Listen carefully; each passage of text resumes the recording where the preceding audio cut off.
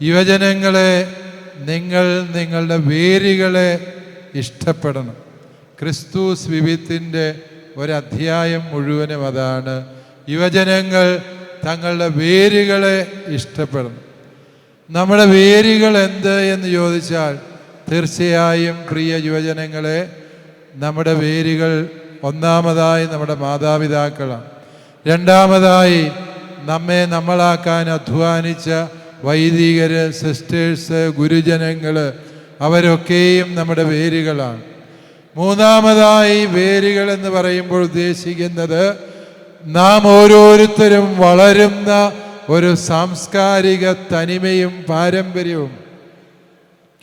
ആ ഒരു തനിമ കണ്ടെത്താൻ വേണ്ടി ഒരു സുറിയാനി കത്തോലിക്ക യുവാവ്, യുവതി എന്ന് പറഞ്ഞാൽ അവൻ വിശ്വസിക്കുന്നതെന്ത്, അവൻ സംസാരിക്കുന്നതെന്ത്, അവൻ ധരിക്കുന്നതെന്ത്, അവൻ ഭക്ഷിക്കുന്നതെന്ത്, അവർ ആഘോഷിക്കുന്നത് എങ്ങനെ എന്ന് കണ്ടെത്തുന്നതാണ് വാസ്തവത്തിൽ നമ്മുടെ തനിമ അഥവാ സ്വത്വബോധം.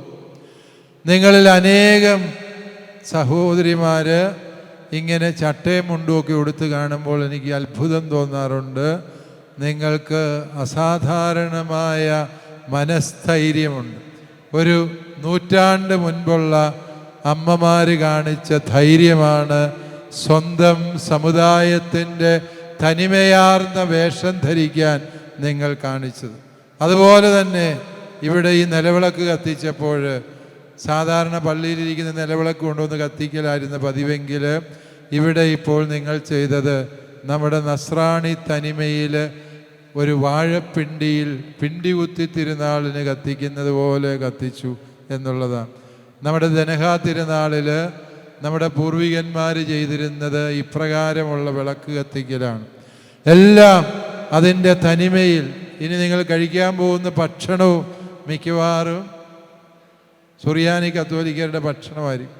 സുറിയാനി കത്തോലിക്കരുടെ ഭക്ഷണം എന്ന് പറഞ്ഞാൽ എന്താന്ന് നിങ്ങൾക്ക് പിടിയുണ്ടോ?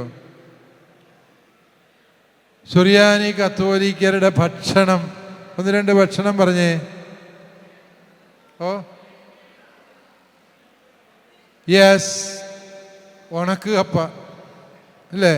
കപ്പ സുറിയാനി കത്തോലിക്കൻ്റെ ഒരു തനത് വിഭവമാണ്. പിന്നെയോ പിടി കോഴി എന്ന് പറഞ്ഞ ഒരു സംവിധാനമുണ്ട്.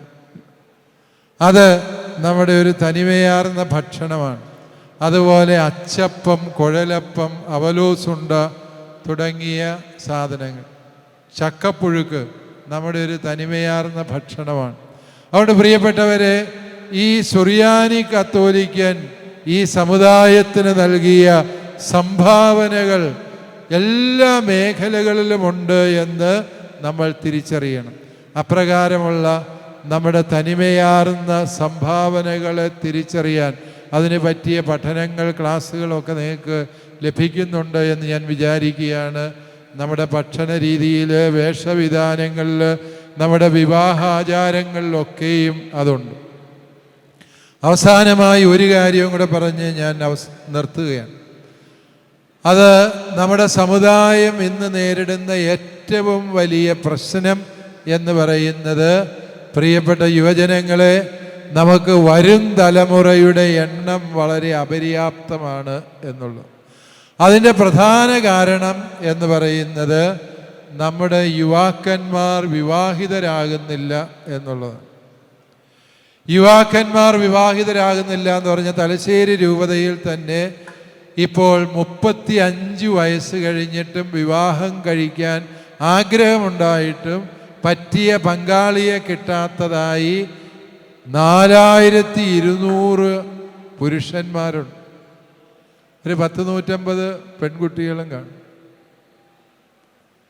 ബാക്കി ഈ 4200 പുരുഷന്മാരിൽ 4000 പേർക്കും പെണ്ണിനെ കിട്ടില്ല എന്ന് എനിക്ക് ഉറപ്പാണ്. കാരണം അവർ പലരും 40 വയസ്സിന് മുകളിൽ പ്രായമുള്ളവർ. ഈ ഒരു സാഹചര്യം വന്നത് എന്തുകൊണ്ട് എന്ന് പ്രിയ യുവജനങ്ങളെ നിങ്ങളും ചിന്തിക്കേണ്ടതാണ്. അതുകൊണ്ടാണ് സഭ നിങ്ങളോട് നിർദ്ദേശിക്കുക,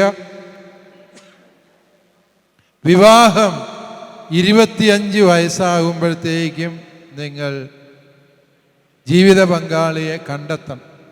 പണ്ടൊരു മീറ്റിങ്ങിൽ യുവജനങ്ങൾ എന്നോട് പറഞ്ഞു, ഇന്ന് ഞാൻ മാങ്ങോട് ഇടവകയിൽ അജപാലന സന്ദർശനത്തിൽ പൊതുയോഗത്തിൽ പറയുകയും ചെയ്തത്, മാതാപിതാക്കൾ അതുപോലെ അച്ഛന്മാർ കന്യാസ്ത്രീമാരാണ് ഞങ്ങൾക്ക് കല്യാണം സമയത്ത് നടക്കാതെ പോയതിന് കാരണം എന്ന് ഒരു 40-കാരൻ എന്നോട് വഴക്കുകൂടി പറഞ്ഞു. ഞാൻ ചോദിച്ചു, ഞങ്ങൾ എന്ത് ചെയ്തിട്ടാണ് നീ ഈ വഴക്കുണ്ടാക്കുന്നത്?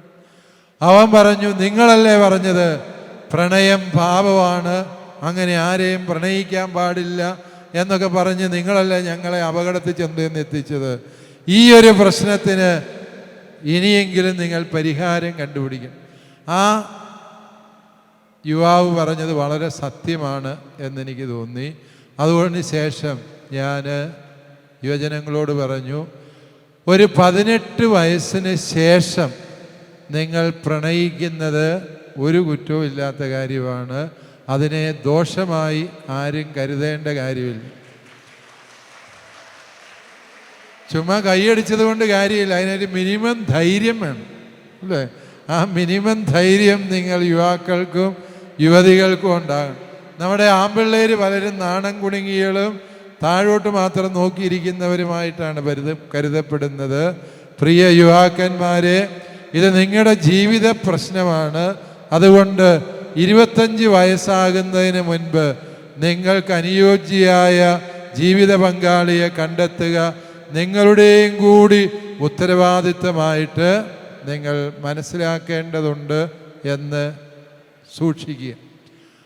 മാതാപിതാക്കൾ തന്നെ വിചാരിച്ചാൽ ഇനി നിങ്ങൾക്ക് ജീവിത പങ്കാളിയെ കണ്ടെത്തി തരിക ദുഷ്കരമാണ്. അതുകൊണ്ട് നിങ്ങൾ തന്നെ ആ ഉത്തരവാദിത്തങ്ങൾ ഗൗരവമായിട്ടെടുക്കണം. അതുപോലെ നമ്മുടെ യുവജനങ്ങളെല്ലാം വിദേശത്തേക്കുള്ള ആ ഓട്ടം, അത് അപകടകരമാണ് എന്ന് നമുക്കറിയാം. 30-40 ലക്ഷം രൂപ ലോൺ എടുത്ത് യുവജനങ്ങൾ വിദേശത്തേക്ക് പലായനം ചെയ്യാവുന്ന ഒരു വ്യഗ്രത നമ്മുടെ സമുദായത്തെ ദുർബലപ്പെടുത്തിയിട്ടുണ്ട്. പ്രിയപ്പെട്ടവരെ, നിങ്ങൾ ആലോചിക്കുക, ഒരു വർഷം 7 ലക്ഷം പേര് വിദേശത്തേക്ക് കേരളത്തിൽ നിന്ന് പോകുന്നുണ്ട്. ഒരു ആൾ ശരാശരി 25 ലക്ഷം രൂപ കൊണ്ടുപോയി എന്ന് വിചാരിക്കുക. 25 ഗുണിക്കണം 7 ലക്ഷം, 25 ലക്ഷം ഗുണിക്കണം 7 ലക്ഷം, ഗുണിച്ച് വായിക്കാൻ പറ്റുന്നവരാ സംഖ്യ വായിക്കുക. അത്രയും രൂപ ഈ നാട്ടിൽ നിന്ന് വിദേശത്തേക്ക് നമ്മൾ പാഴാക്കി ഒഴുക്കിക്കളയുകയാണ്. ഇത് നമ്മുടെ രാജ്യത്തിൻ്റെ സമ്പദ് വ്യവസ്ഥയെ നശിപ്പിക്കുന്നു. അവിടെ ചെന്ന് നമ്മുടെ വിദ്യാർത്ഥികളുടെ പഠനവും നടക്കുന്നില്ല, നല്ല ജോലിയും കണ്ടെത്താൻ കഴിയാതെ അവർ വിഷണ്ണരായി തിരിച്ചു വരുന്ന സാഹചര്യമുണ്ട്. പ്രിയ യുവജനങ്ങളെ, നിങ്ങൾക്ക് ഈ നാട്ടിൽ തന്നെ ജീവിക്കാനും വളരാനുമുള്ള സാഹചര്യമുണ്ട് എന്ന് മനസ്സിലാക്കി, ഈ നാടിൻ്റെ മക്കളാണ് നമ്മൾ ഇവിടെ ജനിച്ചു, ഇവിടെ വളരും, ഈ നാട്ടിൽ തന്നെ നമ്മൾ അധ്വാനിക്കും. ഈ നാടിനെ മറ്റേതൊരു പാശ്ചാത്യ നാടിനേക്കാളും സുന്ദരമാക്കാനുള്ള കരുത്ത് നമ്മുടെ യുവതയ്ക്കുണ്ട് എന്ന ബോധ്യത്തോടെ നമുക്ക് മുന്നോട്ട് നീങ്ങാം. നിങ്ങളെല്ലാവരെയും ദൈവം സമൃദ്ധമായി അനുഗ്രഹിക്കട്ടെ എന്ന് ഞാൻ പ്രാർത്ഥിക്കുന്നു. ഇങ്ങനെയൊരു നസ്രാണി സംഗമം എന്നുള്ള ആശയം മുന്നോട്ട് വെച്ച KCYM-ൻ്റെ അതിരൂപത നേതൃത്വത്തെ ഞാൻ ഹൃദയപൂർവ്വം അഭിനന്ദിക്കുന്നു. നല്ലൊരു കയ്യടി നമുക്ക് അവർക്ക് നൽകാം. പ്രിയപ്പെട്ട അഖിൽ മുക്കുഴി അച്ഛൻ്റെ നേതൃത്വത്തിൽ വലിയ ഭാവനാ സമ്പന്നമായ ഒരു ടീമാണ് നമുക്കുള്ളത്. നമ്മുടെ പ്രസിഡൻറ്റ്, അതുപോലെ തന്നെ സെക്രട്ടറിമാർ, വൈസ് പ്രസിഡൻറ്റ്, എല്ലാ ഭാരവാഹികളും ഒന്നിനൊന്നിനും മിടുക്കരും സമർത്ഥരുമാണ് എന്ന് കാണുന്നതിൽ എനിക്ക് സന്തോഷമുണ്ട്. എഡൂർ ഫൊറോനയാണ് നമ്മുടെ യുവജന പ്രവർത്തനങ്ങളിൽ ഏറ്റവും മാതൃകാപരമായി എപ്പോഴും പ്രവർത്തിക്കുന്നത് എന്ന് കാണുന്നതും ഏറെ സന്തോഷകരമാണ്. എഡൂർ ഫൊറോനയുടെ യുവജന സുഹൃത്തുക്കൾക്ക് അതിരൂപതയുടെ ഹൃദയപൂർവമായ അഭിവാദ്യം അർപ്പിച്ചുകൊണ്ട് എല്ലാ നന്മകളും നേർന്നുകൊണ്ട് ഞാൻ അവസാനിപ്പിക്കുന്നു. ജയ് ക്രൈസ്റ്റ്.